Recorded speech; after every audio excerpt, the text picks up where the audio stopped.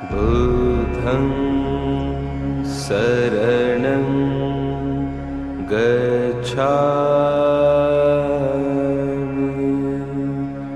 धम्मं शरणं गच्छामि संघं शरणं गच्छामि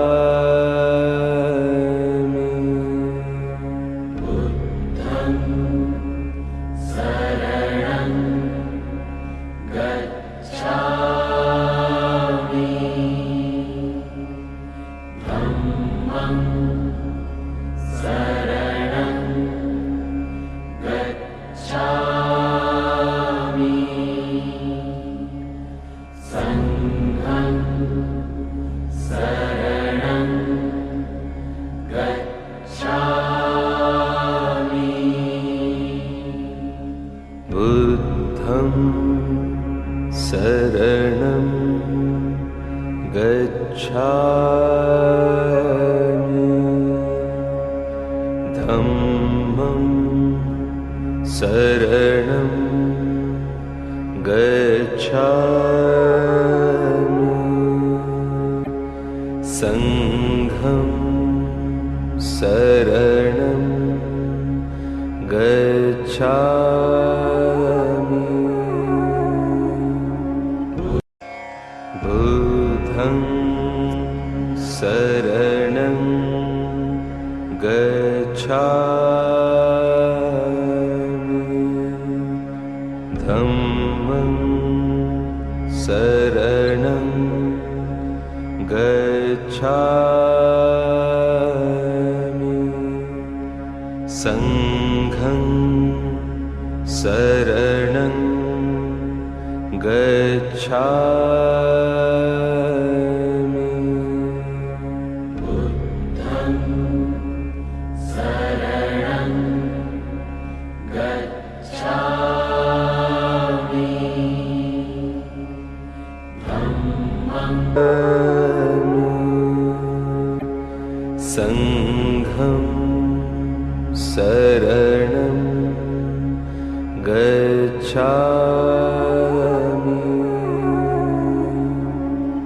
ওই যে বুদ্ধের ধাতু দিয়ে আট ধরনের বিভক্ত হয়েছিল অর্থাৎ শুধু ফার্স্ট ম্যান যাই না কারি লইছিল কারি লইছে মানে ভাগ করে দিয়ে আর স্তূপ চাই আসে এখন ইয়ে মাইসে অন্যজনের দাবি করে এখন যেমন একখান ইয়ে কই দিয়ে আই আর মারিও নকইল না বদ্রাসন আর বুদ্ধ কই দিয়ে না আর কারণ আনন্দরে নড়াইলে মহাকাশ্যপে প্রস্তাব দিয়ে আনন্দরে যদি আমরা নরাকি অনেক কিছু জানা থাকতে নয় বুদ্ধ রঙে আনন্দের একখান কথাবার্তা হইয় ভগবান অনজে ফিন্ডিয়া কেন জানগই আয় তো নজানি অনতে কাকড়ি কি না ইয়ে না আর একটা কম পড়িব এই হিসাবে হইত এবং আনন্দ আসিল যে প্রধান সেবক আবার বুদ্ধের ভাইও তো ওরে কইতো তার সদায় আনন্দর রাহম পড়িব এবং এক সুত্তং কথা হুয়া আনন্দর কথা উপালি বিনয় সম্বন্ধ হইব একং সময়ে ভগবা কথা ওয়া আছে উপালির মুকুদি বাড়ি মহাসময়ে ন একং সময়ে ভগমা মহাসময়ে ন বুদ্ধ ভগবা কথা দিনে উপালি হইতো উপালি আছিল যে বিনয় সম্বন্ধে যত আছে সাথে আমরা শিল সম্বন্ধে জানি এই পুষ্যবুদ্ধর সময়ে এই যে এটাতে ক্ষমার কথা বানতে হইল ক্ষমাই বেখন এই ক্ষম হইল যে কি পুষ্যবুদ্ধর সময় কি নামে এক রাজা আছিল তারা 7 বোন সামনি গুপ্ত আরম্ভ করি না এর মধ্যে পটাচারা উৎপলাবন না যে অগ্রসাবিকের মধ্যে দুজনের একজন ক্ষম হইল যে প্রথম ক্ষমা বিম্বিসারের বউ তো ইয়ান আর বানতে কই দিয়ে কী হিসাবে ক্ষমা পরিবর্তন হয়ে গেল গই তো এটা যাতে বসে মহাকাশ্যপে তখন সভাপতি হিসেবে ফসল্লর বান বিকলের হদে চাই তোমার তখন প্রশ্ন চাইলে অনার তো যেন প্রশ্ন চাইলে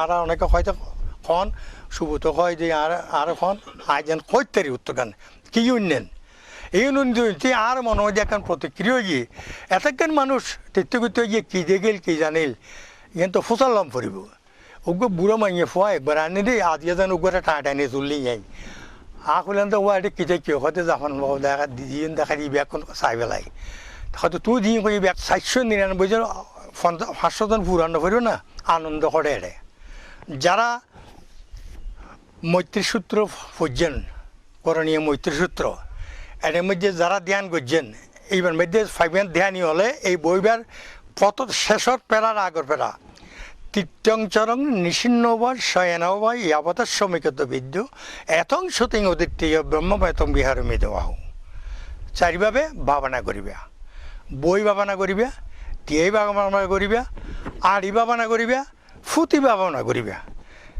এই জিবা আর ইয়াতে করি এবার এখন সংক্রমণ ওকে বইডে আছে বৌদ্ধ আসনে বই মধ্যে আর ওকে ফুটি না করো তাইলে আনন্দ তো নয় আনন্দের কই দিয়ে কি ভগবানে মল্লদের সার্বন মধ্যে এটা কই দিতে কি তুমি চেষ্টা করো অচিরে তুমি মুক্তি পাইবা এবং কাশ্যপ জানা যে কি ভগবানের দিয়ে কইল নিশ্চয় শুভ মুহূর্তে আর আনন্দ পাইম এখন আনন্দের কই যে তুমি ধ্যানত বইবা আগামীকাল সপ্তমণি গুহার ভিতর মিটিং আছে তোমার তো কিছু কম পড়বে তোমার সিলেক্ট করছি ও তো চিন্তাত পড়ে গিয়ে বসে বাবানা করতে ও কী হিসাবে মুক্তি লাগবে জি এই জিনিসটা একবার ডেমনস্ট্রেশন দিয়ে না রাষ্ট্রবল মানতে আই যাতে রাষ্ট্রবল মানতে আন্ডারে ধ্যান করি দেখা দিয়ে আই ও বিছানার কাছে গিয়ে বিছানান দর্জি ধরি না এবার কিন্তু ওই 4 পর্যায়ের ভিতর কোনো পর্যায়ের ভিতর না ওরা বাদ দিয়ে না ক্যাঙ্গরি করছুম যার তো কই আনন্দ কোথায় আনন্দের মনে ঠাং করে খবর আর কল পড়ছি জির মধ্যে আনন্দ সিঁড়ি দেখছি এই সিঁড়ির মধ্যে দেখা মাড়ি ফুরি না ও বাইরে মানে আয়াতের ওই মাটি ফুরে যাতে বাইরে গিয়ে তখন কই দিবে ওরা তো গিয়ে কই তখন ওইয়ে ওরে কয়েকখান মহাকাশ চিন্তা করতে এই সূত্র ভগবান কোন জায়গার মধ্যে পাঠ করছি যেমন মঙ্গলসূত্র বহুত রমিয়ারে মধ্যে আছে বলছিলাম আনন্দাই উত্তর দিয়ে তোমরা কি করছো করো ইয়ে ঠিক কিনা তখন তারা সাধুবাদ দিলে মানে অনুমোদিত হয়ে গেল গই ঠিক আছে এই বে অ্যাকসেপ্ট করো এর মধ্যে জিয়া ব্যাকুণ জীবনের পরে সূত্র করণের পরে আনন্দ শুভ গিয়ে কদে ব্যাকুণ অনুমোদন করছি এখন উপালিরও ওই দেখি বিনয় সম্পর্কে আর বিনয় সম্বন্ধে বিভিন্ন আর বিনয় সম্বন্ধে মানে শিল ক্যারেক্টার মানুষ কেমনি চলিব ক্যাঙ্গুরি খাইব ক্যাঙ্গুরি বইব ক্যাঙ্গুরি বন্দনা করিব এই ব্যাকুণ নিয়ম কানুন শিখে দিয়ে উপলির প্রশ্ন করছি মহাকাশ্যপ বিজ্ঞলের দিয়ে তাহলে এই জন্য অবিলম্ব সম্বন্ধে কিছু নয়াতে তুমি নকা সদে আমি মারাচ্ছন্ন ছিলাম আর মনের মধ্যে কোনো দোষ নছিল ইয়ান যাতে কয়ে মহাকাশ্যপ নিয়ে বিজ্ঞ সংগ্রহ ফসল লিগের ইয়াতে আনন্দ দোষ হইতে পারে না ওদের না তো বুদ্ধ শিবের আসলে ঠ্যাঙে ধরি নিয়েছিল এটিও হয়তো কিয়া তো ঠ্যাঙে ধরি খেয়ে বুদ্ধ শিবের কাছে ঠ্যাং নিচে ধরি মানে সদে আই তো এখানে সুযোগ দিদি নপারি এক বোধে টানা দিলাম পরে কিও টানা দিম যেমন আই সিলেবেশন মধ্যে এক মাথা এনে বুঝোই তারপর চলে ধরি না নাই এবার মধ্যে দোষ নাই এর মেয়ে তুমি মাই বলে কিনলে বুদ্ধের বন্দনা করবে আগে চান্স দিও কুশীনগর হয়তো শৃঙ্খলা রক্ষা করি বলে বলি না তারা মাইফল গিলে কই বেকনে আস্তে আস্তে বুদ্ধের বন্দনা করতে হবে এই যে আমি সুযোগ করে দিলাম তো এখন কইতে ওরে ব্রহ্মদণ্ড 5 কিনিয়া ইতরা কইতে ক্যাঙ্গুরি ব্রহ্মদণ্ড 5 আর সামনে ওরা তো উঠে দিবে আর দণ্ড লাগে না এবার কোনো ফানি সামলাইতে না আর সামনে যে মানুষ আর 500 জনে দেখি 499 কেন হলো কোন সূত্র আরা বাদ দিয়ম তো মহাকাশ্যপে নেতা হিসেবে তখন উড়িনে কইল দেখি আচ্ছা ভিক্ষু সঙ্গ ভগবান আরে যে সমস্ত সূত্র লিয়ে কোনও খারাপ আছে না ওদের না তাহলে এটা কোন ছোট কোন বড় ছোট কোনেরও বাদ দিয়ম চাই কোন ভগবান যে কথা কইল বাদ দিবে কিছু আছে না তখন তোমার আর ফসল নিলাম এই মহাসঙ্গীতি এই যে কইল দেখি সুভদ্র কথা ইউন ঠিক কিনা কইদের না তাইলে মহাকাশ্যপ ত্রিকুট শুদ্ধ ভাই বিম্বিসারের একবার সংগঠনের কথা পাই কিন্তু বৌদ্ধ আর এই যে সপ্তমে ঘুরে এই কিন্তু বুদ্ধর তখন তো জীবিত নেওয়া তাই তো নির্বাণ গিয়ে কই অনুপাধি শেষ নির্বাণ বৌদ্ধের তিরুদানের 3 মাস 4 দিন পর বর্ষা মাসের শ্রাবণী পূর্ণিমায় প্রথম সংজ্ঞায়নের ইতিহাস এত গুরুত্ব যদি বেলে কেউ ইয়া করতে চান যে কোনো প্রশ্ন আর করতে পারেন আয় কিন্তু উত্তর দিতে যাম কী কারণে এবার কানেকশানে যারা যত পারি চাষাবাদী যা জ্ঞাতিন উৎসর্গ ইয়াতিন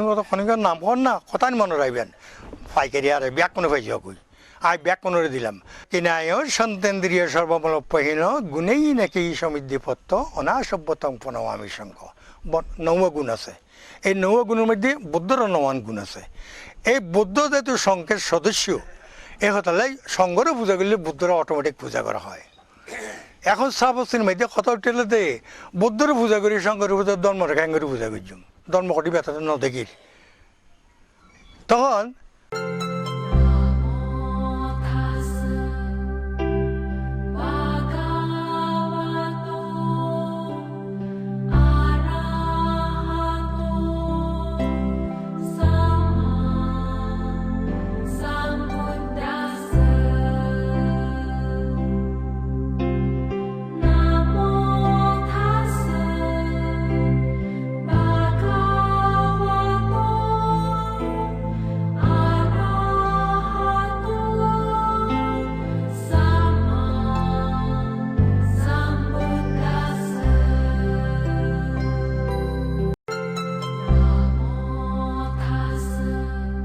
এই বেনবন বিহার এটাকে কলন্দক নিবাকে বলা হয়। এখানে এক ধরনের কাঠবিড়ালি আছে গাছের মধ্যে। এক সময় রাজপুত্র এখানে শুয়েছিলেন বন্ধুদের নিয়ে। বন্ধুরা একটু দূরে শুয়েছিল, রাজপুত্র এক জায়গায় শুয়েছিলেন। তো একটি সাপ, বাঁশবাগান থেকে একটি সাপ বেরিয়ে রাজপুত্রকে কামড় দিচ্ছে, ফেনা ধরে আছে। তো ঘুম থেকে উঠে দেখতে পাচ্ছি কি একটি সাপ তাকে চবল মারার অপেক্ষায় আছে। তখন তিনি উঠে দেখলেন একটি সাপ দেখে তিনি দূরে সরে গেলেন। তখন ঘুমটা ভাঙলো ওই কাঠবিড়ালিরা ওই সাপকে দেখে চেঁচামেচি শুরু করলো। চেঁচামেচি শুরু করাতে রাজপুত্রের ঘুম ভেঙে যায়। তখন তিনি উঠে দেখলেন ওই কাঠবিড়ালি কর্তৃক তার প্রাণ রক্ষা হয়েছে। সেই জন্য এখানে বেনবন বিহার ছিল। ওখানে ইটের ধ্বংসাবশেষ এখনো দেখতে পাওয়া যায়। এই বেনবন বিহারেই আপনার সারিপুত্র মহামদ গলায়ন বুদ্ধের শিষ্যত্ব গ্রহণ করেছিলেন। তারপরে এই বেনবন বিহারে আরেকটি ঘটনা আছে, সেটি হচ্ছে একদা এক সময় বুদ্ধ এখানে দেশনা করছিলেন। এক বৃদ্ধ লোক এসে বুদ্ধের লাঠি ভর করে, এক বৃদ্ধ লোক এসে বুদ্ধের দেশনা শুনতে চায়। শুনছেন, লাঠি ভরের মধ্যে তার শরীর আছে। তো লাঠিটা ওই ব্যাঙের গায়ে পড়ে। ব্যাঙ চিৎকার করলো না। যদি চিৎকার করে তাহলে সবাইয়ের ধর্ম দেশনা শ্রবণ করতে ব্যাঘাত হবে বিদায় ব্যাঙ শব্দ করে নাই। তারপরে ওই লাঠি চাপে ব্যাঙটি মৃত্যুবরণ করে। পরে বুদ্ধ এই কথা জানতে পেরে জিজ্ঞেস করলেন, বানতে এই ব্যাঙ মৃত্যুবরণ করে কোথায় গেল? বলল এই ব্যাঙ মৃত্যুবরণ করে নাগারে ছিল না, কিন্তু 7 বর্ষাবাস সেখানে করেছে। ক্রমান্বয়ে করে নাই, হয়তো বুদ্ধং শরণং গচ্ছামি ধম্মং শরণং গচ্ছামি সংঘং শরণং গচ্ছামি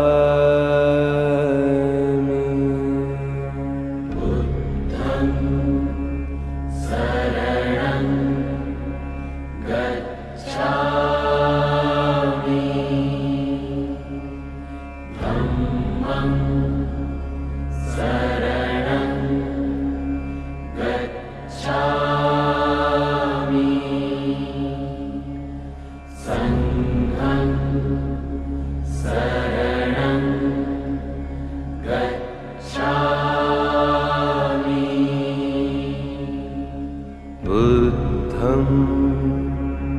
शरणं गच्छामि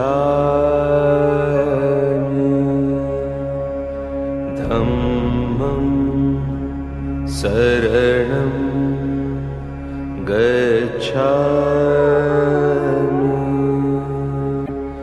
संघं शरणं गच्छामि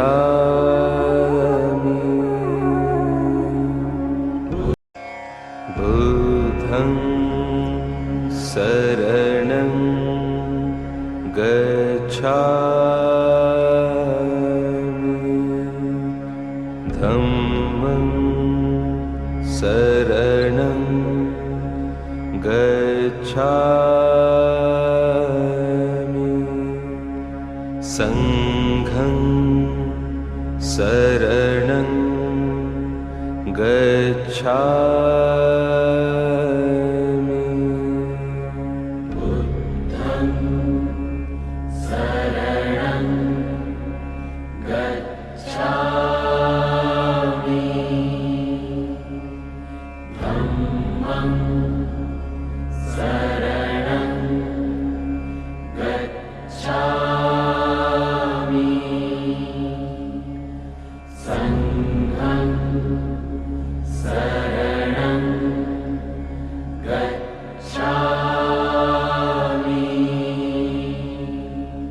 बुद्धं शरणं गच्छामि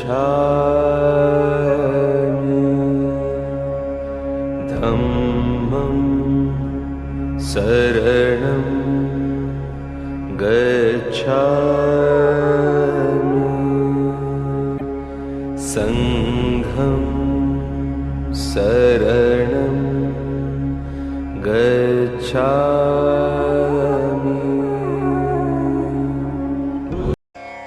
बुद्धं शरणं गच्छामि धम्मं शरणं गच्छामि संघं शरणं गच्छामि बुद्धं शरणं गच्छामि धम्मं शरणं गच्छामि संघं शरणं गच्छामि बुद्धं शरणं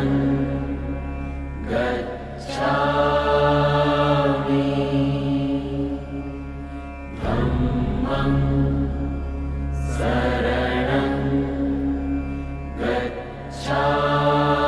गच्छामि संघं शरणं गच्छामि बुद्धं शरणं गच्छामि धम्मं शरणं गच्छामि संघं शरणं गच्छामि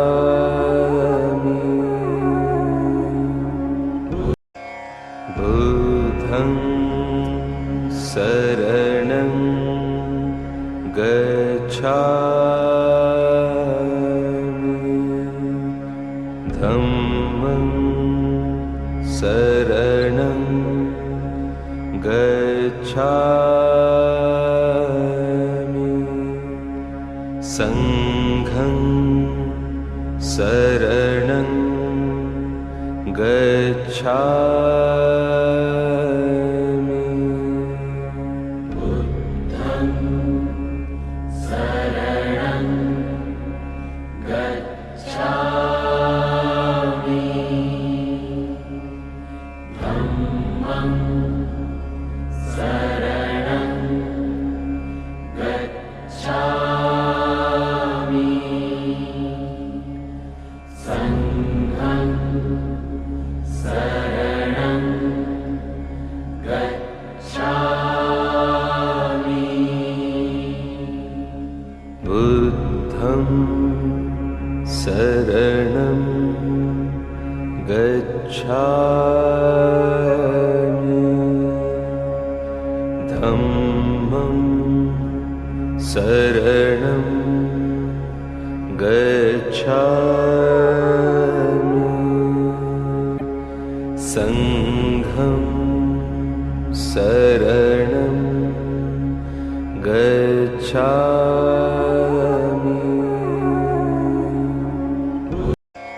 बुद्धं शरणं गच्छामि धम्मं शरणं गच्छामि संघं शरणं गच्छामि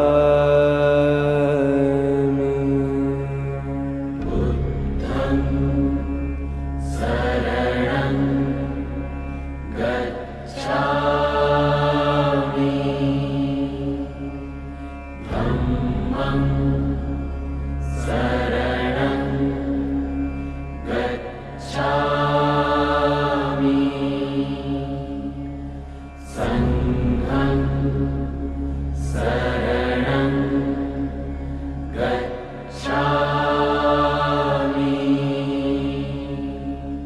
শ্রদ্ধাভাজন তীর্থজ্ঞাতি, আপনাদের সবাইকে আজকে রাজগৃহের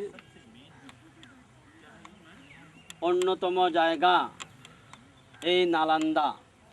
আমরা এখন নালন্দা মহাবিহার তথা নালন্দা বিশ্ববিদ্যালয়ে এসে সমবেত হয়েছি।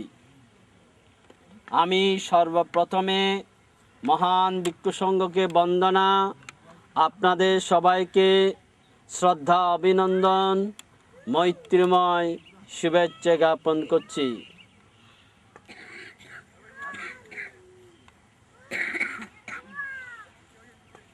একদিন আমি গিয়েছিলাম বুদ্ধগয়ায় মন্দির দর্শনে। সেই দিন এই কথা আমার মনে জেগেছিল, যার চরণে স্পর্শে বসুন্ধরা একদিন পবিত্র হয়েছিল, সেই দিন আমি কেন জন্মগ্রহণ করি নাই, তার প্রত্যক্ষ পুণ্য প্রভাব অনুভব করিনি। বিশ্বকবি রবীন্দ্রনাথ ঠাকুর। সুধীমণ্ডলী, আমরা যে জায়গায় দাঁড়িয়ে আছি, এই জায়গার ইতিহাস অত্যন্ত সুমহান, অত্যন্ত সমৃদ্ধ। আমরা যারা গৌতম বুদ্ধের অনুসারী, সদ্ধর্মের অনুসারী, আমাদের জন্য এই জায়গা অত্যন্ত পবিত্র।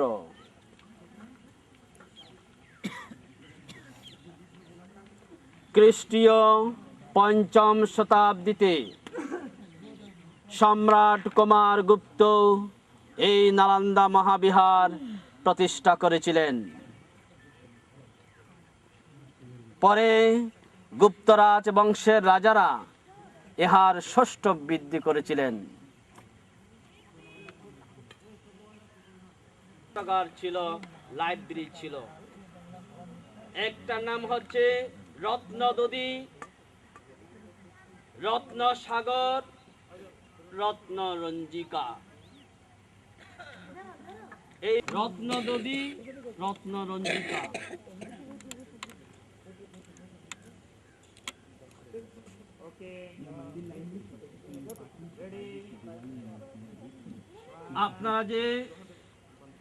আমরা যে স্ট্রাকচার দেখতে পাচ্ছি, এখানে অনেকগুলো বিশাল বিশাল অডিটোরিয়াম ছিল। ওই অডিটোরিয়াম এখানে সিম্পোজিয়ামে আন্তর্জাতিক সম্মেলনে অংশগ্রহণ করে ওগুলো সারা দেশে মোহাম্মদ বিন বখতিয়ার খলজি এটাকে সম্পূর্ণ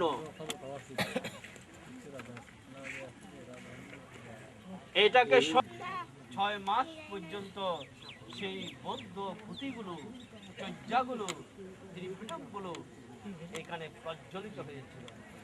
আকাশ বাতাস অন্ধকার হয়ে গিয়েছিল।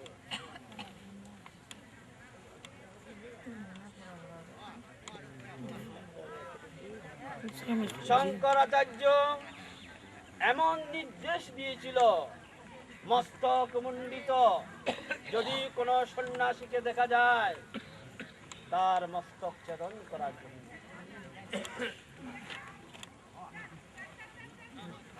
বিশ্বের অন্যতম বিশ্ববিদ্যালয় এইরকম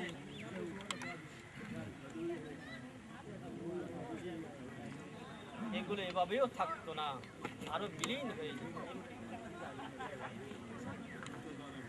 আমরা শ্রদ্ধাভরে স্মরণ করি সম্রাট কুমার গুপ্তকে, যিনি এই বিশ্ববিদ্যালয়ের প্রতিষ্ঠাতা। 5ম শতাব্দীতে তিনি এই বিশ্ববিদ্যালয় প্রতিষ্ঠা করেছিলেন। কয়েকটি গ্রাম এখানে দান করেছিলেন। ওই গ্রামে যা উৎপন্ন হতো, দুধ থেকে শুরু করে সব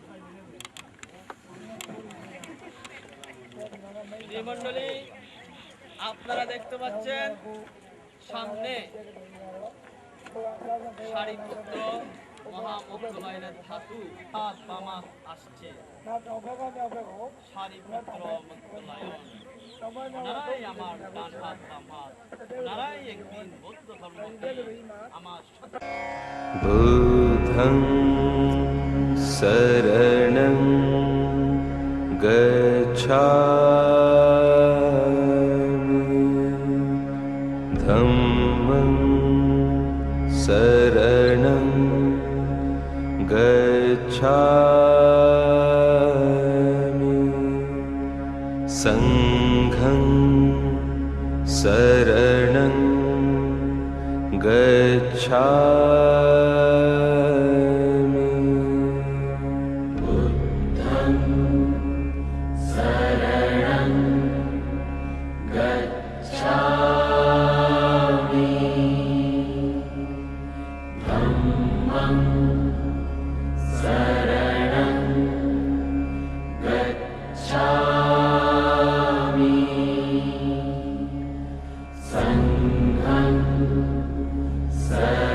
शरणं गच्छामि बुद्धं शरणं गच्छामि धम्मं शरणं गच्छामि संघं शरणं गच्छामि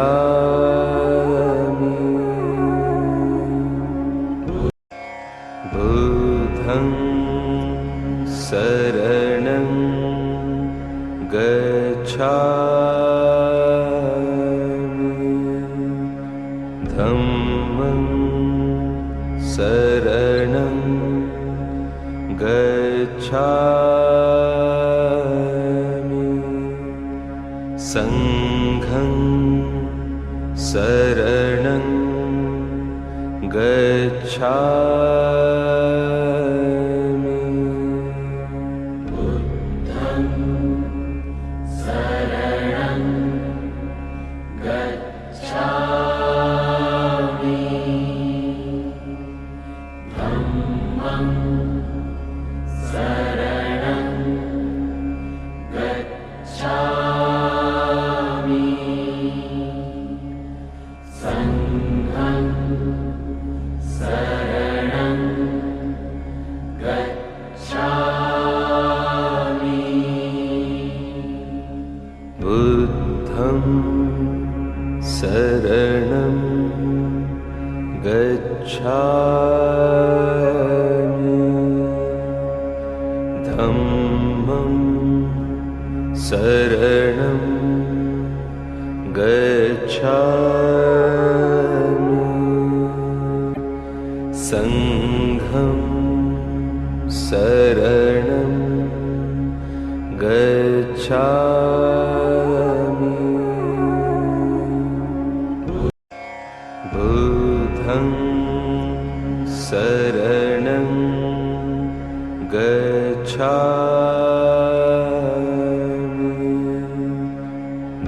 धम्मं शरणं गच्छामि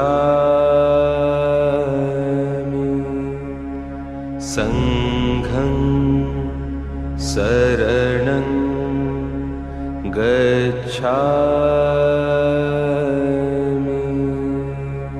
बुद्धं शरणं गच्छामि धम्मं शरणं गच्छामि संघं शरणं गच्छामि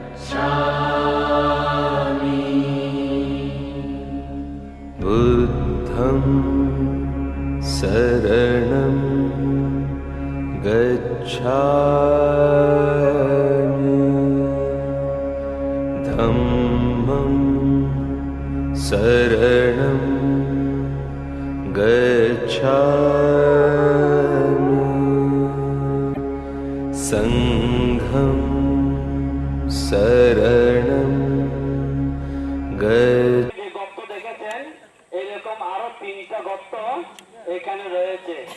ওখানে কি আছে এখনো আবিষ্কার করা যাচ্ছে না, কারণ পাথরগুলো এমন শক্ত, ডিনামাইট বিস্ফোরিত করলেও এগুলোকে ভাঙানো যাচ্ছে না। এই সেই ধনভাণ্ডার বিম্বিসার রাজার। এই কথাকে উপলব্ধি করে চলুন আমরা সাধুবাদ দিই।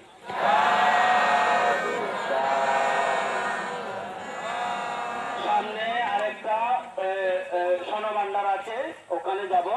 আপনারা আস্তে আস্তে চলে আসেন, বানরকে প্রতিরোধ করুন। बुद्धं शरणं गच्छामि धम्मं शरणं गच्छामि संघं शरणं गच्छामि बुद्धं शरणं गच्छामि धम्मं शरणं गच्छामि संघं शरणं गच्छामि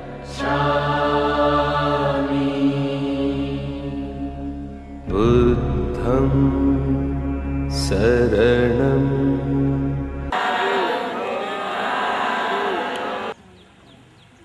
তো আমাকে একটু পেছনে যেতে হয়।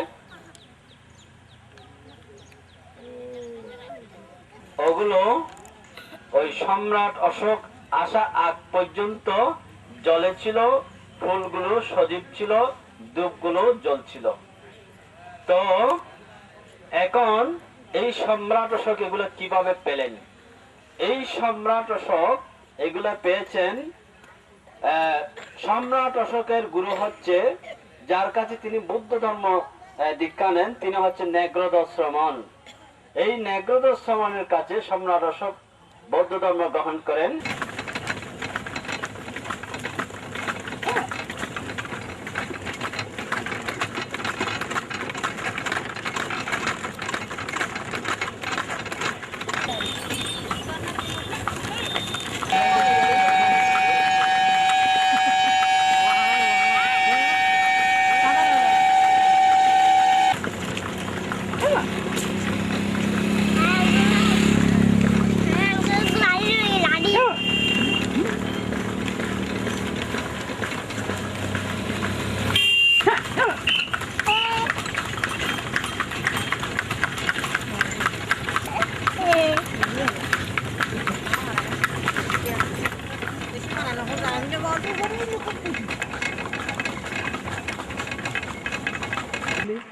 धीरे धीरे चलिए राजा का हॉस्पिटल ही था धीरे धीरे चलिए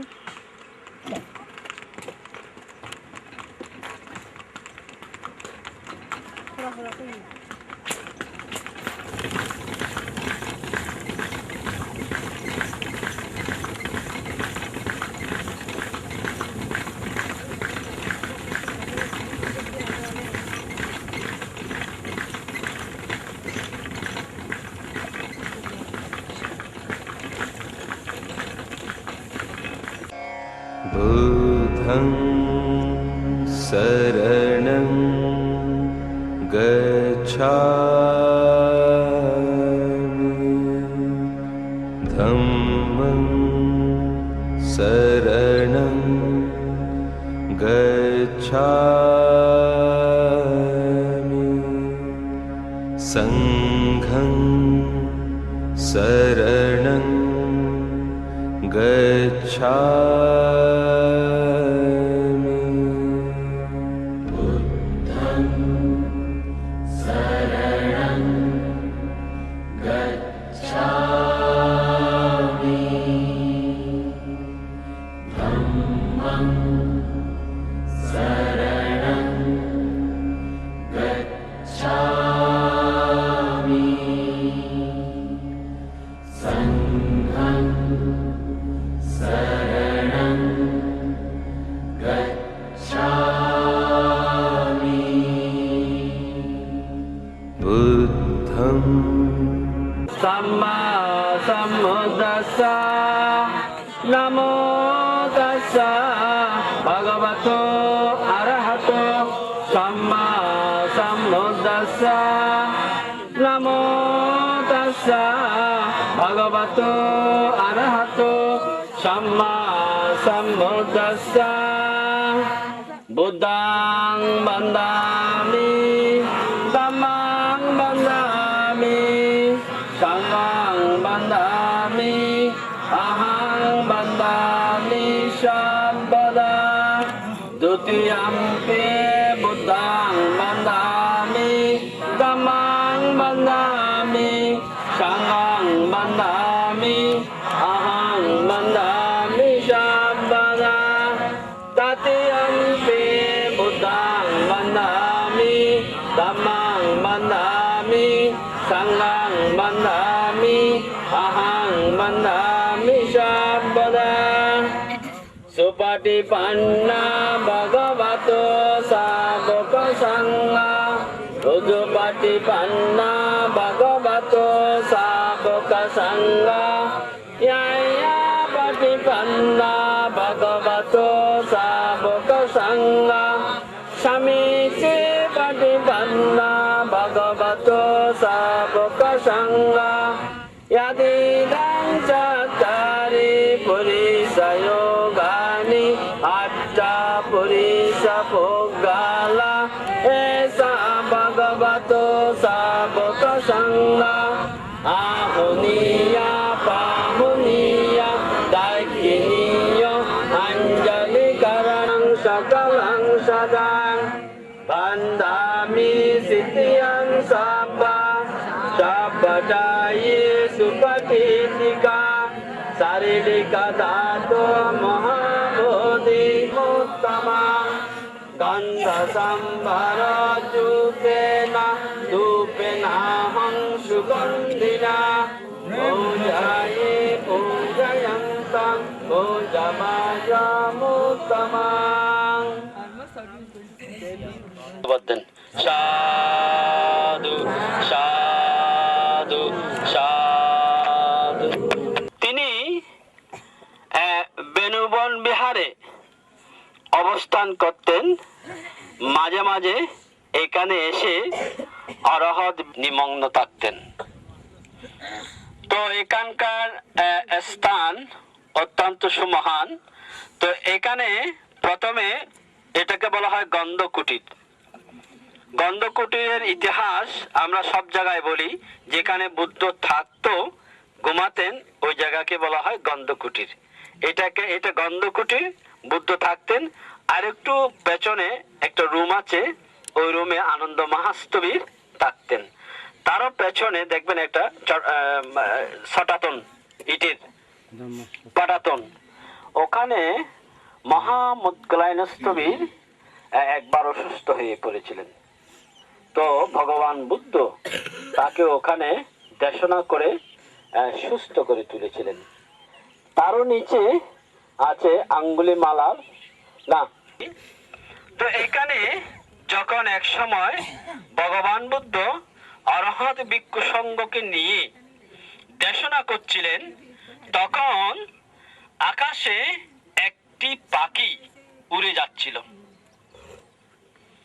পাখি যখন উড়ে যাচ্ছে তখন পাখিটা বিষটা নিক্ষেপ করলো, পাখা ছাড়া দিল, পানি পড়লো, বিষটা নিক্ষেপ করলো, বৃষ্টি আপনার মলগুলো এখানে পড়লো। তো বুদ্ধ দেখে মুচকি হাসলেন। যখন হাসলেন তখন আনন্দ মহাস্তবে জিজ্ঞেস করলেন, বান্তে, বুদ্ধরা তো বিনা কারণে হাসে না, আপনি হাসলেন কেন? তখন পানি ছিটিয়েছে। ওই পাখি অদূর ভবিষ্যতে নাগার্জুন পরিব্রাজক হয়ে জন্ম গ্রহণ করবে এবং আমার ধর্মকে পাহাড়ে আগুন লাগে, আগুনের সাথে সাথে লক্ষ লক্ষ লক্ষ লক্ষ প্রাণী কীট পতঙ্গ মৃত্যুবরণ করে, প্রাণবয়ে অনেকে দিক বিদিক ছুটাছুটি করে। জ্বলে উঠেছিল এই গিদ্দকূট পর্বতে, যেদিকে যাচ্ছে আগুন, সব আগুন যত কাছে আসছে ততই ভয়াবহ। তারপর পালিয়ে গিয়ে ধারণ করলো। এমনি সময় আগুন যখন এক হাতের মধ্যে চলে আসে গ্রাস করবে, এমনি সময় ফুট করে আমার মা পালিয়ে গেল।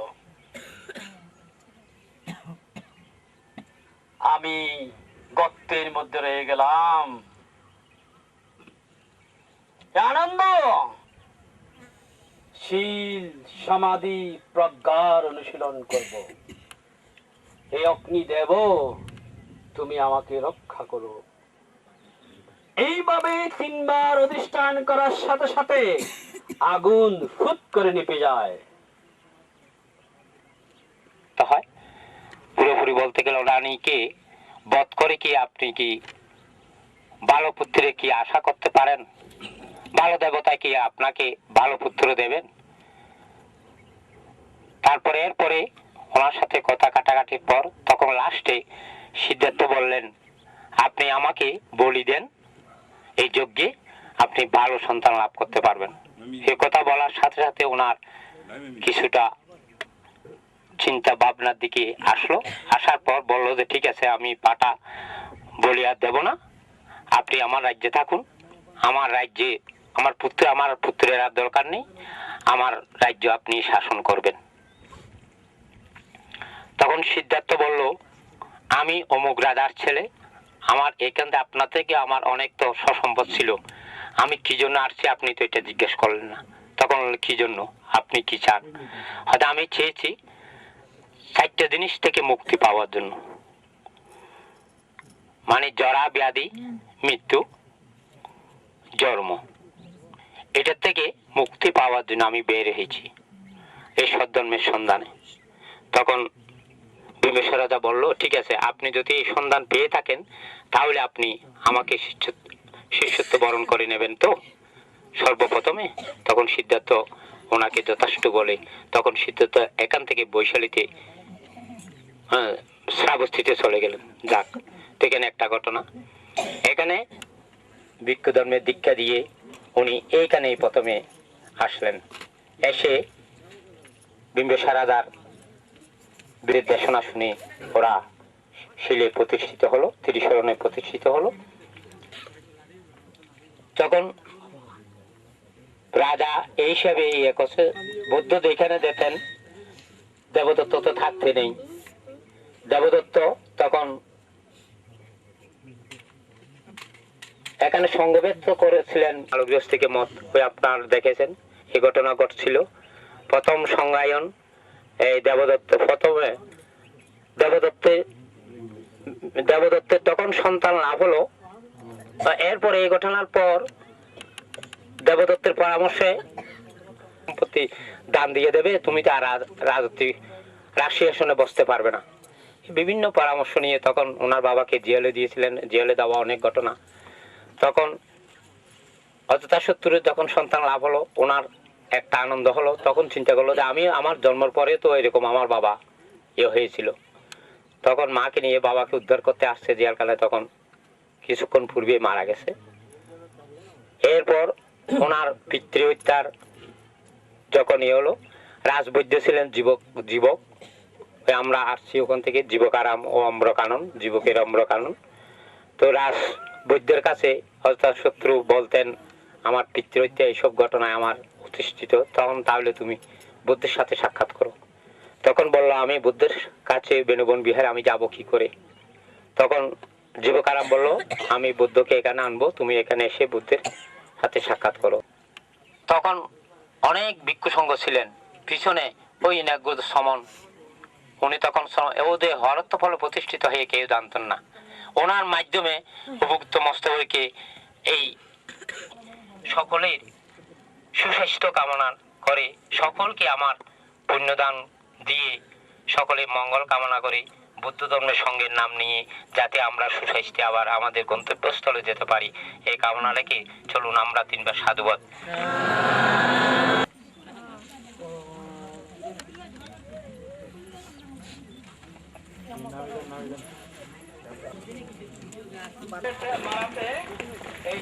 এইটা থেকে একাংশ বুদ্ধের বিদ্যাঙ্গুলে গিয়ে আঘাত লাগে পায়ে, তো সেখান থেকে রক্ত ঝরে, রক্ত পড়ে। বুদ্ধং শরণং গচ্ছামি ধম্মং শরণং গচ্ছামি সংঘং শরণং গচ্ছামি बुद्धं शरणं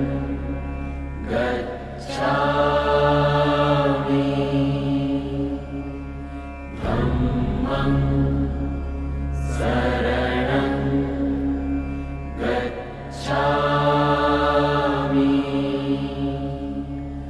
संघं शरणं गच्छामि बुद्धं शरणं गच्छामि धम्मं शरणं गच्छामि संघं शरणं गच्छामि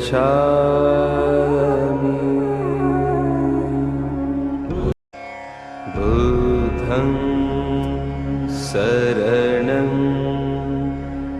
गच्छामि धम्मं शरणं गच्छामि संघं शरणं गच्छामि बुद्धं शरणं गच्छामि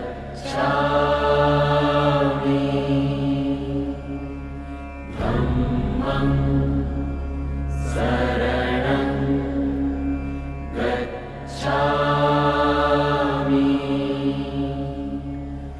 संघं शरणं गच्छामि बुद्धं शरणं गच्छामि धम्मं शरणं गच्छामि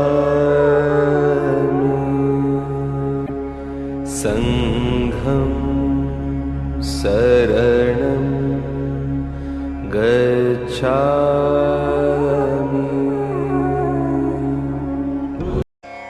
बुद्धं शरणं गच्छामि धम्मं धम्मं शरणं गच्छामि संघं शरणं गच्छामि। সম্মানিত প্রণামিত সদ্ধর্মের পূজারী, আমার মাতৃমণ্ডলী, পিতৃজাতি, আপনাদের সবাইকে আজকের এই পুত পবিত্র বুদ্ধগয়াস্থির এই শুভ্র সকালে স্বাগত বিনিময় শুভেচ্ছা জ্ঞাপন করছি। সুধী মণ্ডলী, আমরা সঙ্গদান করছি। এই সঙ্গদান কিভাবে করছি এটা আমরা পূর্বাহ্নে আপনাদেরকে জানিয়ে দিয়েছিলাম।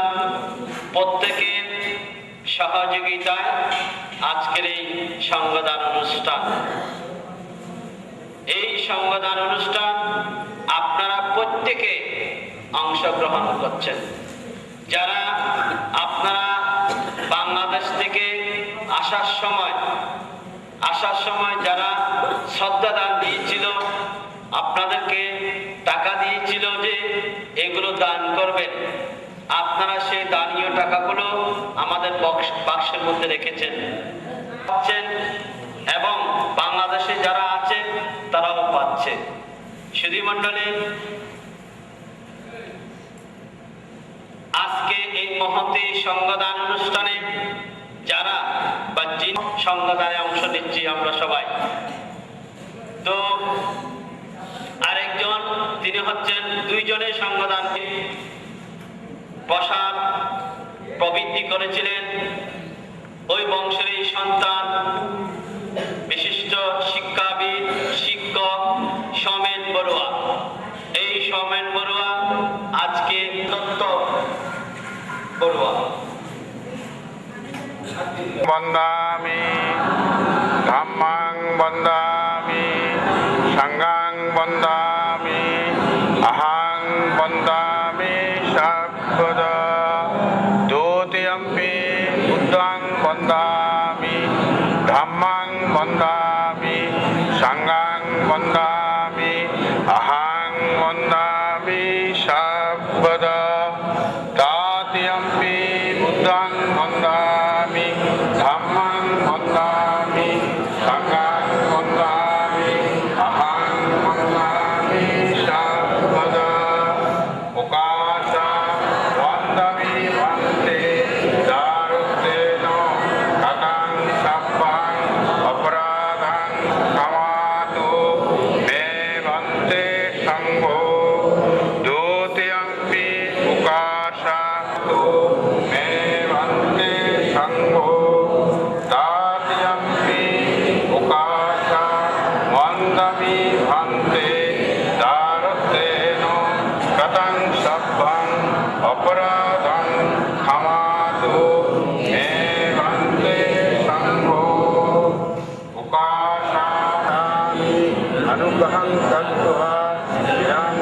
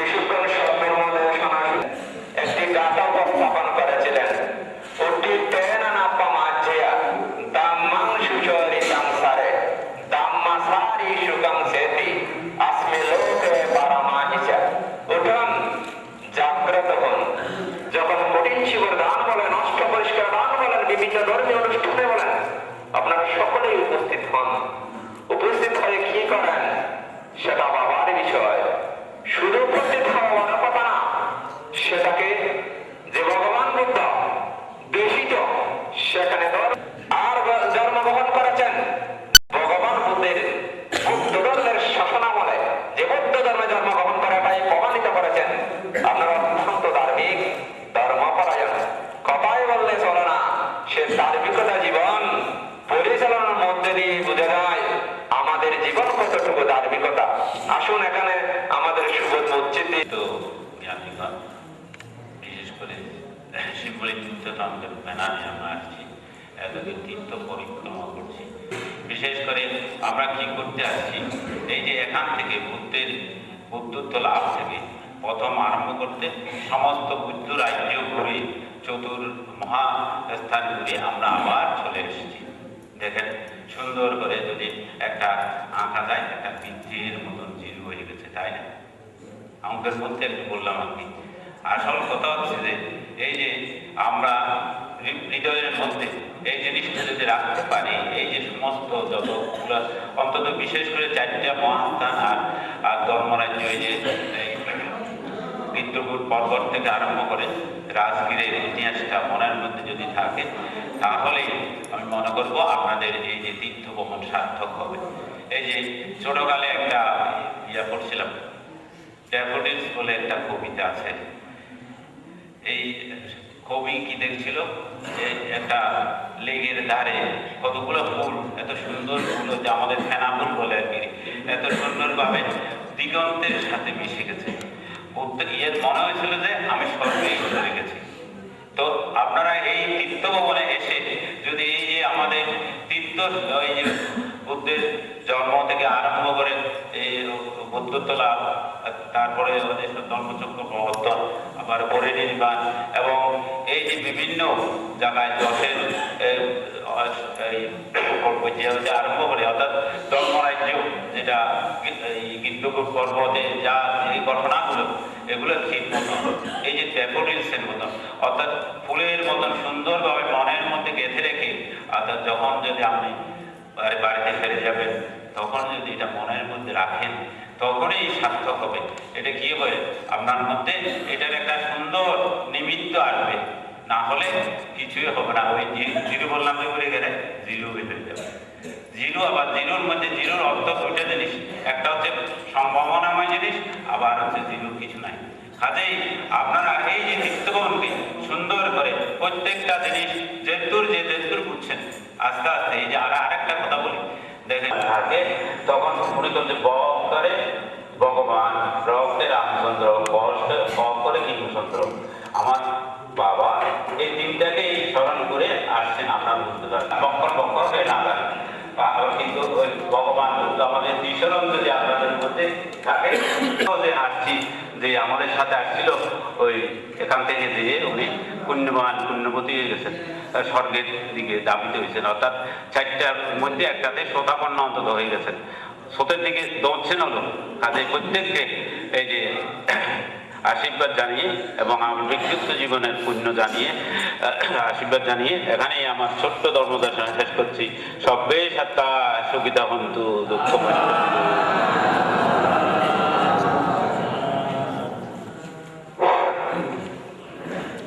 নমো তাস্সা ভগবতো অরহতো সাম্মা সম্বুদ্ধাস্সা দানং ধম্মচার্যস্য যত কানং সংঘঃ অনবজনে কাম্মানি এতং মঙ্গলমুত্তমং এতেন সচ্চওয়াজ্জেন হতু তে জয়মঙ্গল।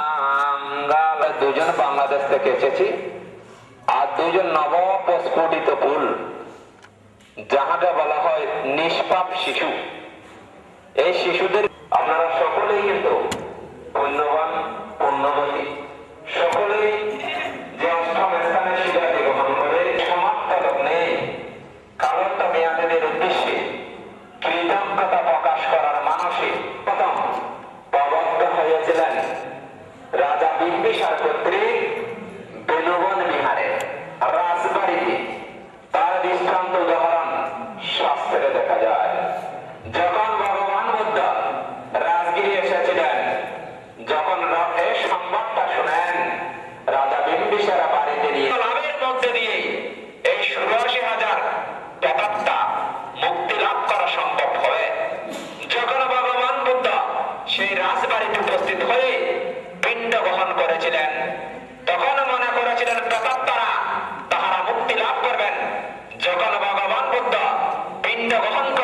গিয়েছিলেন।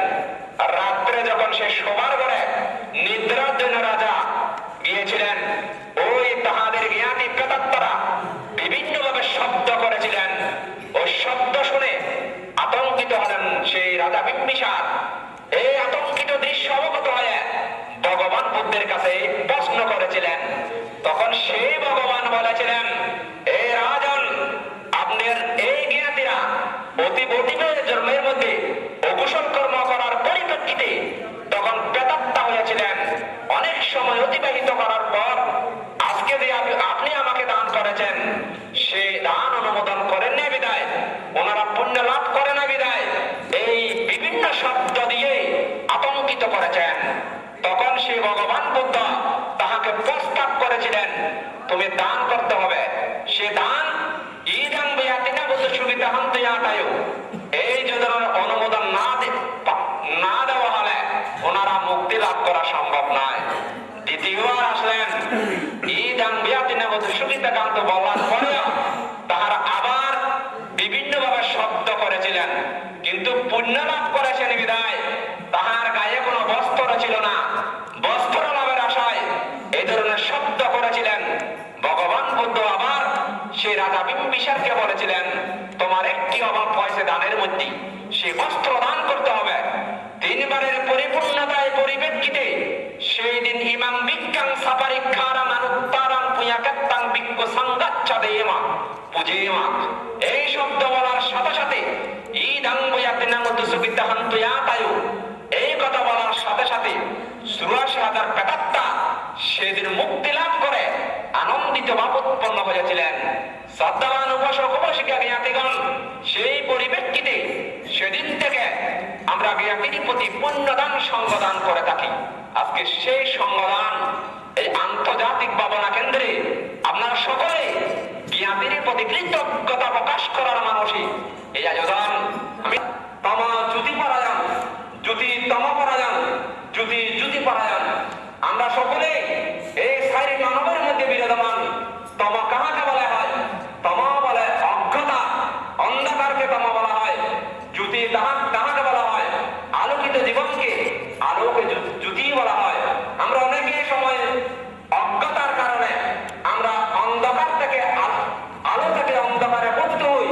আবার সেই অন্ধকার যখন চলে যায় তখন সে অন্ধকার জীবন পরিত্যাগ করে আলোকিত হই। তাই ভগবান বুদ্ধ ৬০ শ্রেণীর মানবকে বলেছিলেন, তমা ক্ষমা পরায়ণ, যিনি অন্ধকারে জীবন যাপন করে থাকেন, জ্ঞান কোনদিন লাভ করেন, আলো কোনদিন দেখেনি, উনি আলোকিত স্থানে যেতে পারে না মনের কারণে।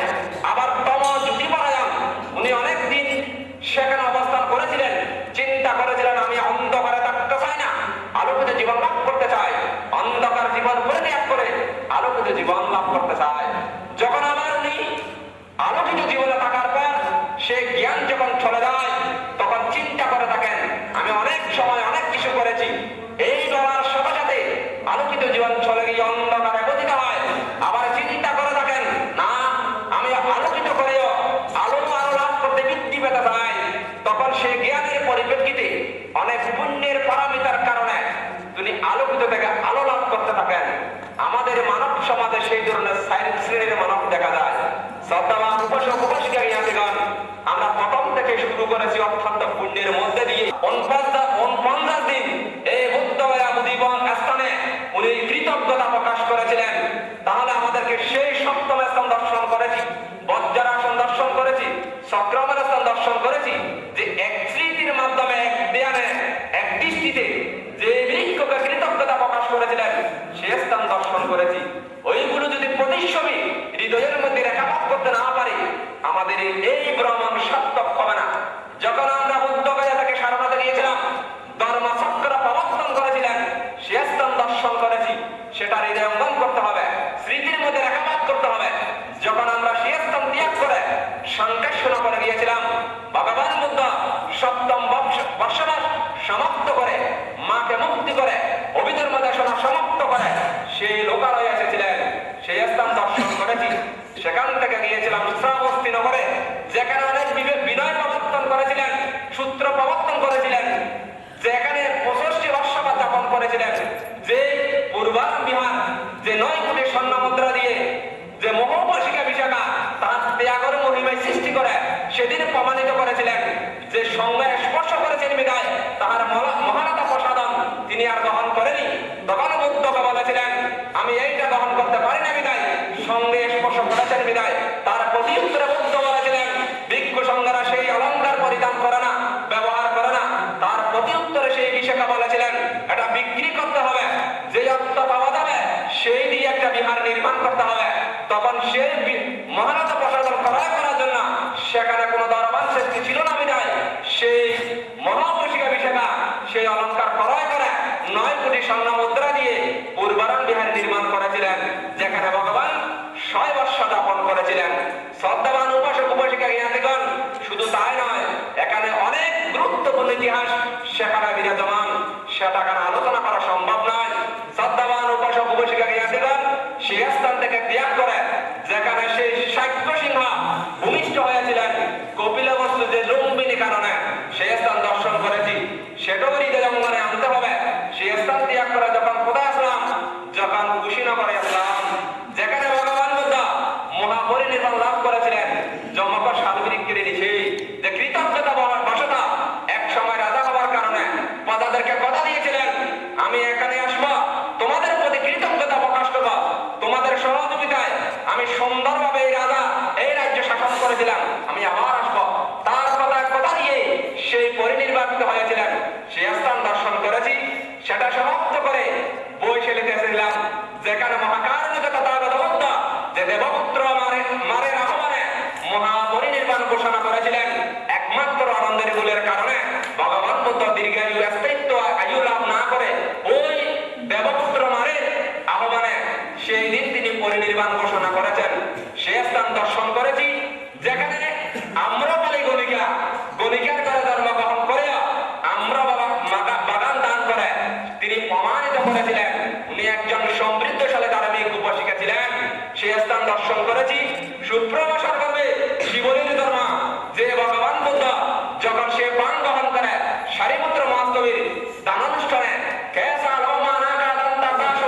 এটা বলার সাথে সাথে তিনি রহত হয়েছিলেন। ওই মহারাজকুমারের সুপ্রভাষাকে বলেছিলেন তুমি কি এই সন্তান কষ্ট পেয়েছেন? এই ধরনের সন্তান আমি অনেক চাই, যে পুণ্যবান সন্তান। সে স্থান দর্শন করেছি। সে স্থান ত্যাগ করে এসেছে কোথায় দান করে তিনি প্রমাণিত করেছিলেন উনি একজন সমৃদ্ধশালী ধার্মিক উপাসিকা ছিলেন। সে স্থান দর্শন করেছি। সুপ্রভাষণ করবে শিবলীর ধর্ম যে ভগবান বুদ্ধ যখন সে পান গ্রহণ করে সারিপুত্র মহাস্তবীর দানানুষ্ঠানে এটা বলার সাথে সাথে তিনি রহত হয়েছিলেন। ওই মহারাজকুমারের সুপ্রভাষাকে বলেছিলেন তুমি কি এই সন্তান কষ্ট পেয়েছেন? এই ধরনের সন্তান আমি অনেক চাই, যে পুণ্যবান সন্তান। সে স্থান দর্শন করেছি। সে স্থান ত্যাগ করে এসেছে কোথায়?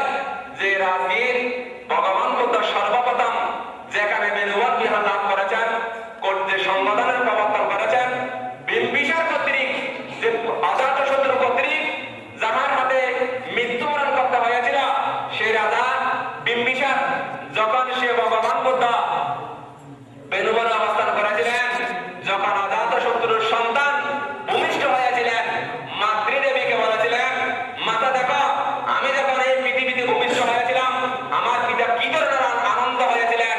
তখন সে মাতৃদেবী সন্তানকে বোঝানোর জন্য বিভিন্ন ভাবে বলেছিলেন দেখো বাবা আমি তোমাকে বোঝাবার মতো ক্ষমতা নেই, তুমি যখন 7 বছরের সন্তান তোমার আঙ্গুলের মধ্যে একটা বিষ পোড়া হয়েছিল, সেটা যখন যন্ত্রণা ছটফট করছিলেন সান্ত্বনা দিতে পারি না, যখন তোমার বাবা সেই আসনের মধ্যে বসেছিলেন তোমাকে সান্ত্বনা দেওয়ার জন্য আমি যখন তোমার বাবার কাছে নিয়েছিলাম, তোমার বাবা এই বিষ পোড়া মুখমণ্ডলে ছুঁতে তোমাকে সান্ত্বনা দিয়েছিলেন। সেই দিন বুঝতে পেরেছিলেন আমি কেন এই ভুল করেছিলাম, এই ভুলের কর্মফল আমাকে ভোগ করতে হবে। সেই কারণে সেই অজাতশত্রু পিতৃ হত্যার পরিপ্রেক্ষিতে সেই অভিষী নরক ভোগ করতে হয়েছিলেন। সমস্ত কিছু বিসর্জন করে সমস্ত কিছু ত্যাগ করে বিম্বারামনে যখন সে রাজবাড়িতে বসেছিলেন কারো পরামর্শ লাভ করতে পারলেন না, জীবকে বলেছিলেন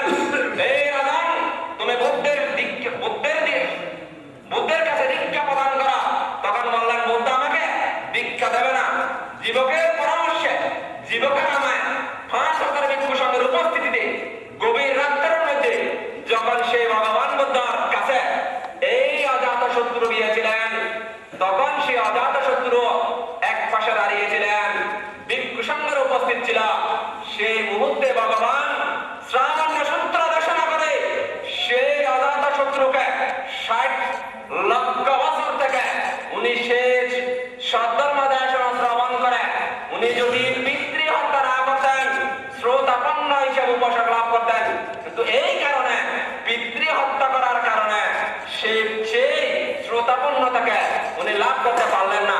তবুও শেষে যখন বুদ্ধের সাক্ষাৎ নিলেন, বুদ্ধের শরণাপন্ন হলেন, 60 লক্ষ থেকে 30 লক্ষে চলে আসলো। 30 লক্ষ তিনি মুক্তি লাভ করলেন। শ্রদ্ধাবান উপাসক উপাসিকা জ্ঞাতিগণ, ধর্ম দেশনা করা বড় কথা না, কোন মন্ত্রে কোন বক্তব্য কি প্রদান করে সেটা নিজে অঙ্গন করতে হবে। আমরা সবাই বুদ্ধিমান মনে করি।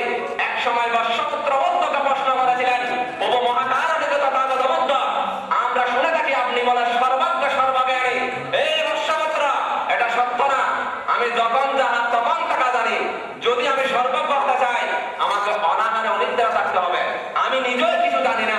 শ্রদ্ধাবান উপাসক উপাসিকা জ্ঞাতিগণ, একটা কথা মনে রাখবেন, এই ধার্মিকতা জীবন, এই ভদ্রকর্মের জীবন, এই বুদ্ধ ধর্মের শাসনামলের জীবন যেন আমাদের ধ্বংস না হয়।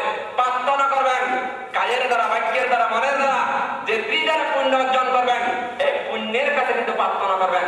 স্বাভাবিক আমরা দেখতে যাই মন্দিরে গিয়ে আমাদের উপাসক উপাসিকা বুদ্ধ মুক্তির কাছে প্রার্থনা করে, প্রভু ভগবান আমাকে রক্ষা করো, আমাকে বিপদ থেকে রক্ষা করো। বুদ্ধ মুক্তি রক্ষা করে না, পুণ্যেই আপনাদের সহায় করবেন। তার দৃষ্টান্ত প্রমাণ ভগবান বুদ্ধ এই বুদ্ধ গয়ায় যখন মারার সঙ্গে যুদ্ধ করেছিলেন, মহারাজা বলেছিলেন, এই সন্ন্যাসী এই আসন আমার না, এই মহারাজা এই আসন আমার, এটা সাক্ষীকে তখন বসুন্ধরাকে সাক্ষী করে প্রমাণ করেছিলেন এই আসন হলো আমার।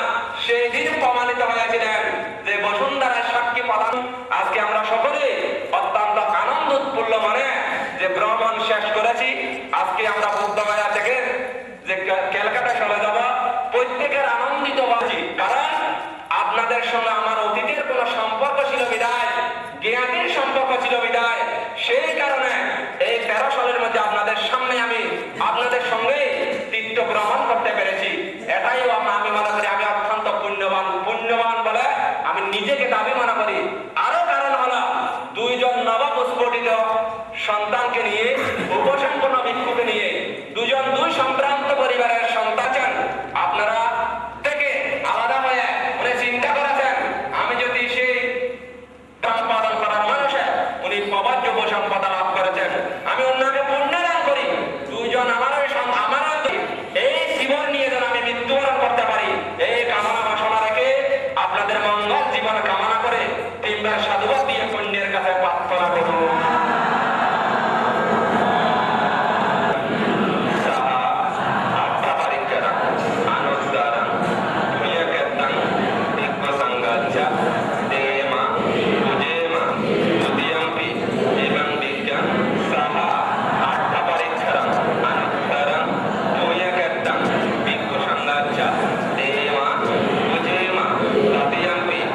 এবং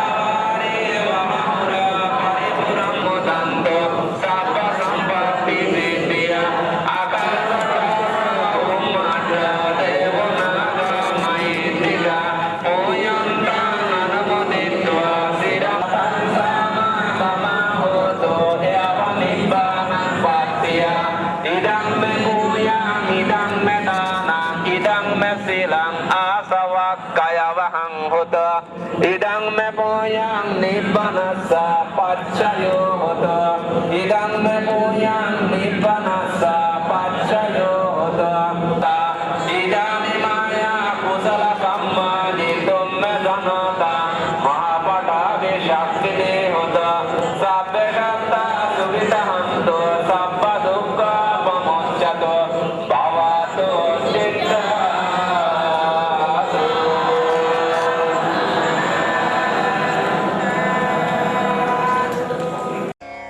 बुद्धं शरणं गच्छामि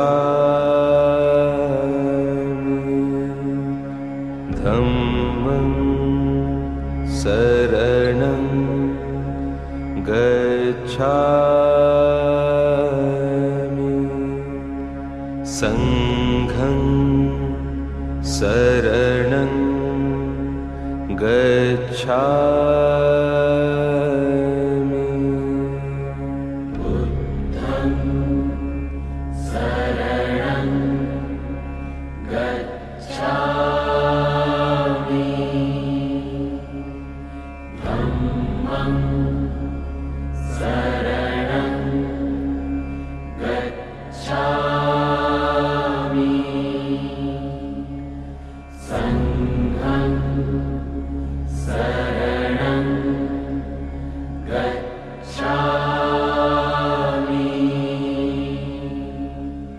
बुद्धं शरणं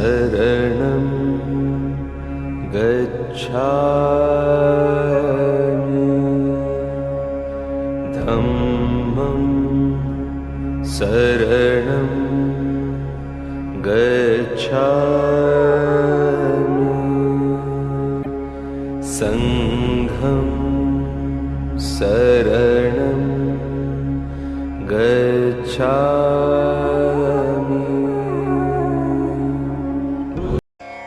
बुद्धं शरणं गच्छामि धम्मं शरणं गच्छामि संघं शरणं गच्छामि बुद्धं शरणं गच्छामि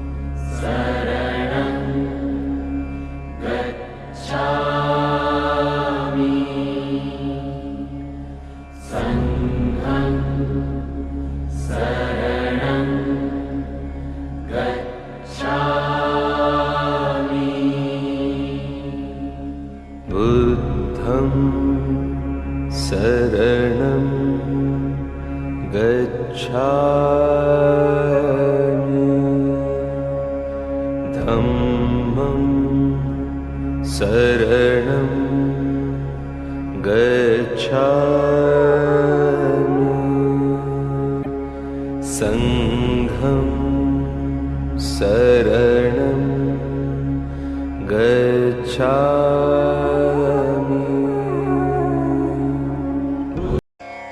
बुद्धं शरणं गच्छामि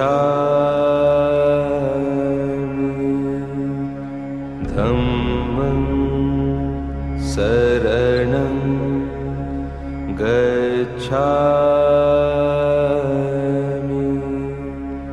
संघं शरणं गच्छामि बुद्धं शरणं गच्छामि धम्मं शरणं गच्छामि संघं शरणं गच्छामि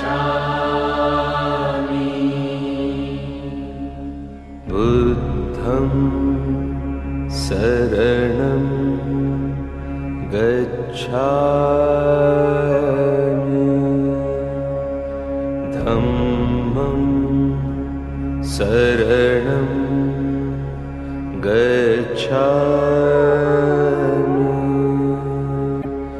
संघं शरणं गच्छामि।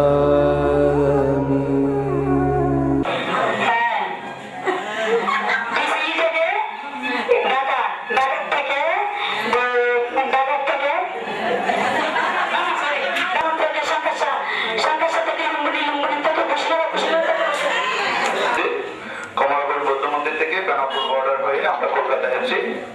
কলকাতা থেকে বুদ্ধগয়া আমরা মহাবতী বিহার, ডুমেশ্বরী এগুলো দর্শন করার পর সারনাথ, বুদ্ধগয়া থেকে সারনাথ থেকে সাংকাশ্য থেকে আগ্রা থেকে শ্রাবস্তি থেকে লুম্বিনী থেকে কুশীনগর থেকে বৈশালী হতে রাজগৃহ থেকে নালন্দাতে গিয়ে আবার রাজগৃহে ফিরে আসি। এরপর আমরা ফিরে আসি কলকাতায়। আমি বলে দিচ্ছি সবাই জ্ঞান আছে। আচ্ছা আসেন।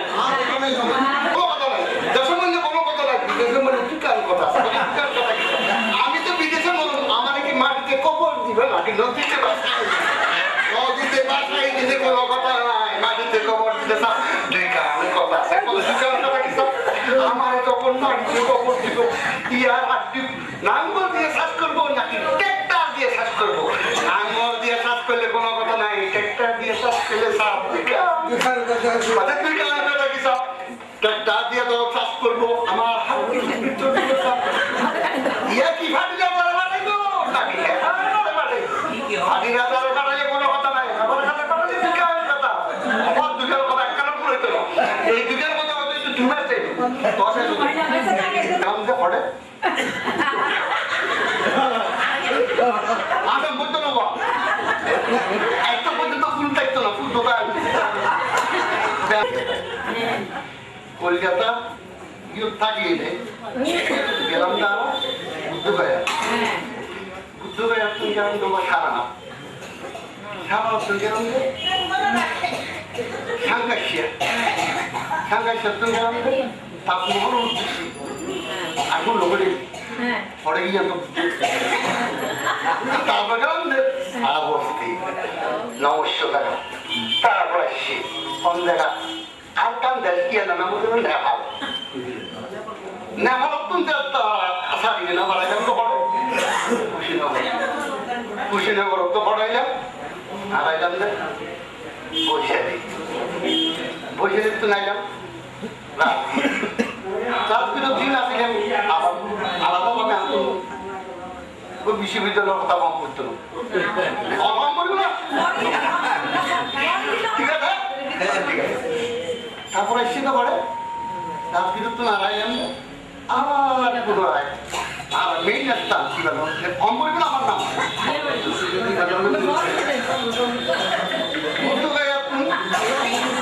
আস্তে আস্তে আস্তে আস্তে আস্তে আপনি দেখা পাইলাম এই ব্যাপারগুলি নিরাপত্তাই কর্মগুলোর বাধা সাধা করতে করতে কাজে দেই ওটা হরিদাস উদ্যম আপনি কম করবে না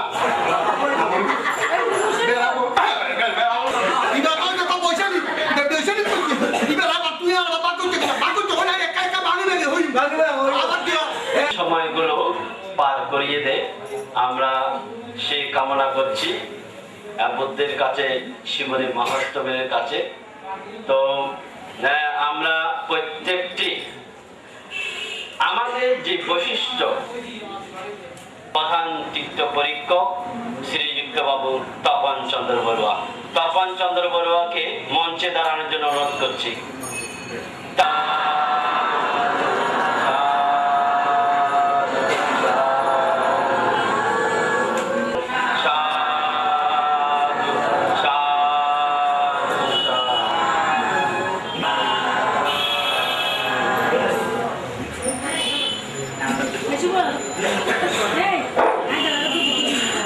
আচ্ছা পরে সাদরে গ্রহণ করেছি। তো এখন এখন আমরা পুরস্কার ঘোষণা করব। প্রথমে পুরস্কার ঘোষণা করার জন্য আমি আমাদের প্রধান চিত্র পরীক্ষক শ্রদ্ধেয় তপন কুমার বড়ুয়াকে তপন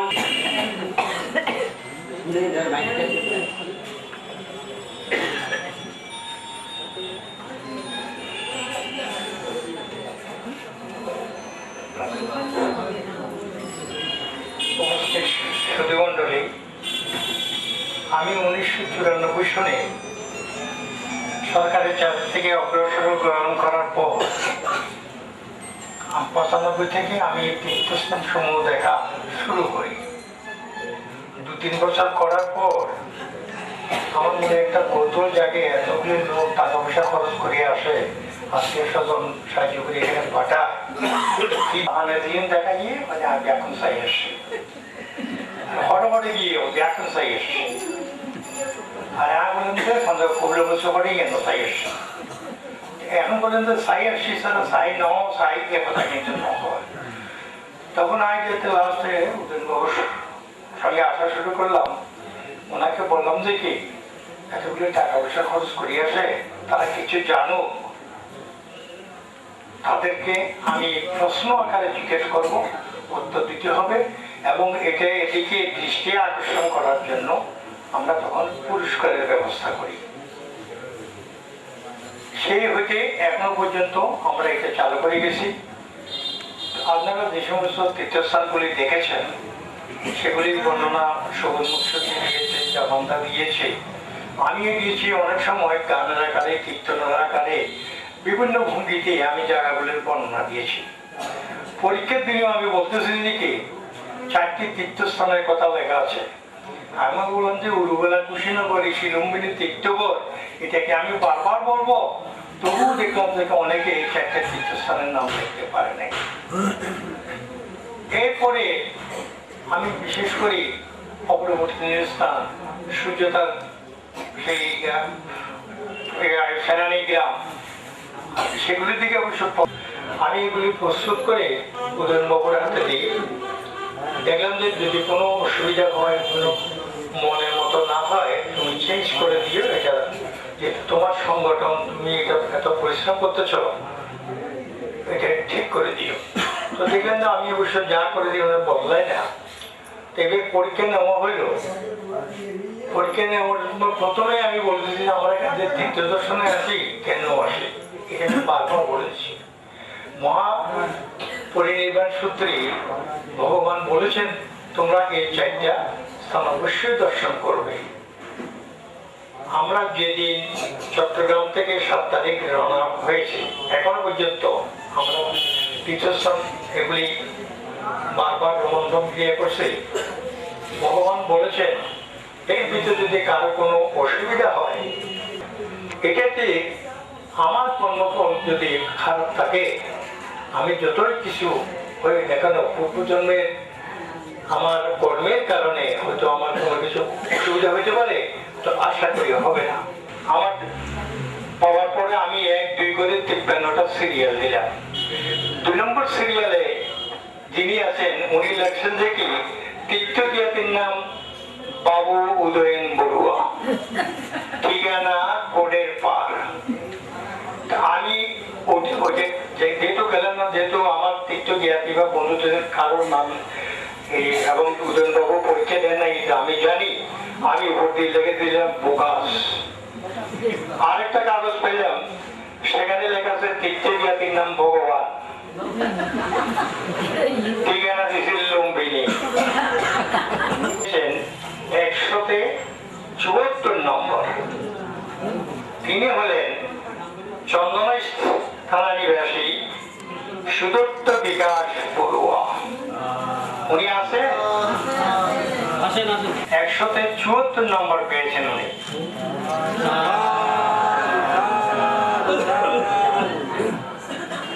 আমি ওনার নাম বলছি। 100 নম্বরের পরীক্ষা উনি 76 নম্বর পেয়ে দ্বিতীয় স্থান অধিকার করেছেন, পশ্চিম রাউজান নিবাসী সাগরিকা বড়ুয়া।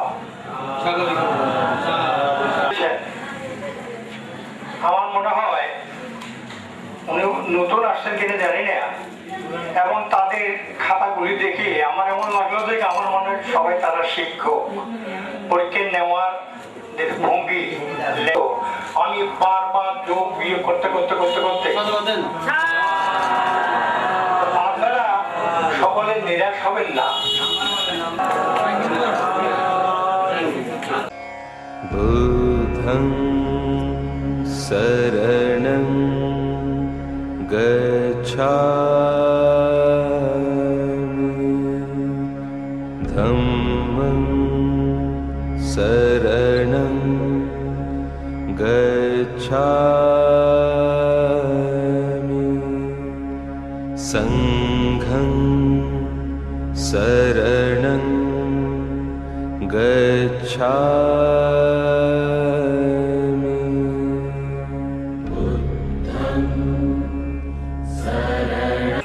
ফটিকছড়ি থানার অন্তর্গত কোটেকপাড় নিবাসী শ্রীযুক্ত বাবু অমিয় কান্তি বড়ুয়া, আপনি আসেন।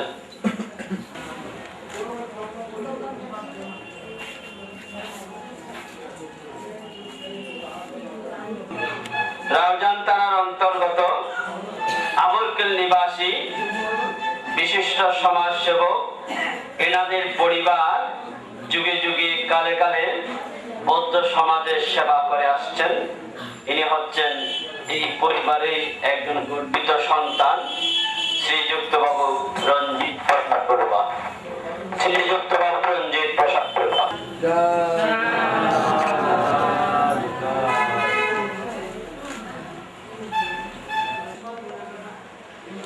ইনি হচ্ছেন আমাদের অত্যন্ত কল্যাণকামী, যিনি জানাতে অজানাতে জানাতে অজানাতে সমাজকর্ম করছেন। আমাদের বৌদ্ধ সমাজ বিনির্মাণে গুরুত্বপূর্ণ অবদান রাখছেন। বিভিন্ন সংগঠনের সাথে যিনি সম্পৃক্ত, কল্যাণকামী একজন ব্যক্তি। তিনি হচ্ছেন পটিয়া থানার অন্তর্গত বাতুয়া নিবাসী সৌমিত্র বিকাশ বড়ুয়া। এই সৌমিত্র বিকাশ বড়ুয়াকে আসার জন্য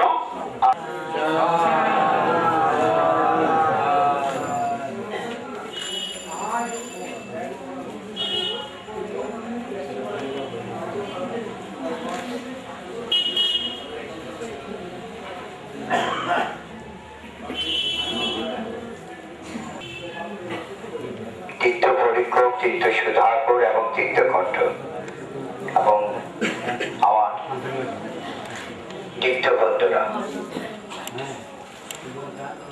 আসলে আপনারা এই বইটা পেয়েছেন। এখানে লেখা আছে ভ্রমণ আপনার, ভাবনা আমাদের। এর মধ্যে আপনাদের সাথে আমাদের সম্পর্ক চিরস্থির হয়ে গেছে, সাব্যস্ত হয়ে গেছে। কোনো প্রশ্ন আপনারা আমাদের প্রশ্ন নয়, আমরা আপনাদের উত্তর নয়। এই বইয়ের মাধ্যমে আমাদের এবং আপনাদের মধ্যে সম্পর্ক নির্মিত হয়ে গেছে। কর্তৃপক্ষের পক্ষ থেকে সূচনা কখন হবে, কোথায় হবে, কিভাবে আমাদের তীর্থ পরিক্রমা আবর্তিত হবে, তীর্থ জ্ঞাতি যেন একে অন্যের সাথে মৈত্রীময় সম্পর্ক স্থাপন করতে পারে এবং আমাদের সাথে আমাদের তীর্থ বন্ধুরা যেন কে কোন গ্রামের কি কার বয়স কত ছবি দেখে যেন কে কাকে কি করবে না করবে এগুলা যেন একটু সাহায্য সহযোগিতা প্রত্যেকে যেন করতে পারে। এই জন্য এই বইটা আমরা মুদ্রিত করেছি। বিদেশে বিভিন্ন জায়গায় ইতিমধ্যেই মানুষের মনোযোগ আকর্ষণ করতে পেরেছে, যে কথা আমি শুনেছি। बुद्धं शरणं गच्छामि धम्मं शरणं गच्छामि संघं शरणं गच्छामि बुद्धं शरणं गच्छामि धम्मं शरणं गच्छामि संघं शरणं गच्छामि बुद्धं शरणं गच्छामि धम्मं शरणं गच्छामि संघं शरणं गच्छामि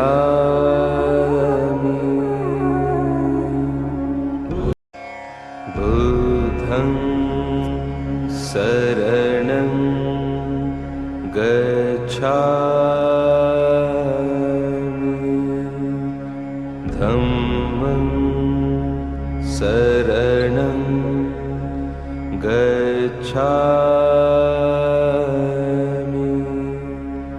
संघं शरणं गच्छामि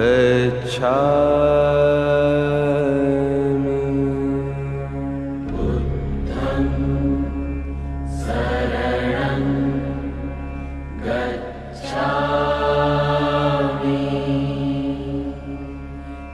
धम्मं शरणं गच्छामि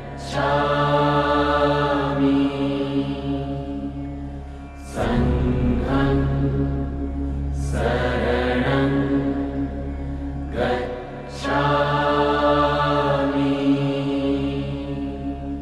बुद्धं शरणं गच्छामि धम्मं शरणं गच्छामि संघं शरणं गच्छामि